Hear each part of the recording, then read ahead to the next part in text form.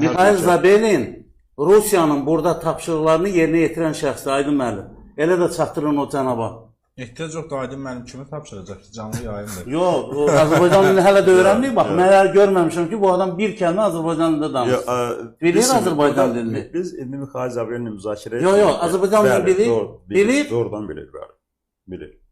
İndi ola bilsin ki, rəsmi çıxış eləmir, çıxışlarından ancaq Niyə Azərbaycanda yaşayan adam niyə dövlət dilində danışmamalıdır? Neçə ildir parlamentdə oturur? Ancaq ki, bütün yəni seçiciləri ilə söhbətlərdə həmişə Azərbaycan dilində danışır. Yenə deyirəm, biz Gəlin biz Qarabağı müzakirə edirik, amma yox, Azərbaycan icması. Siz bilirsiniz necədir? Siz deyirsiniz bu məsələni. Hörmətli Aydın müəllim inciməsin. Məsələ burasındadır ki, bu günləri Qarabağda qeyri-qanuni fəaliyyət göstərən Rus icmasına mənim Bakıda oturan Zabelin niyə münasibət bildirmir və niyə onları susturmur ki, sən orada FSB-nin əməkdaşı bilirsiniz də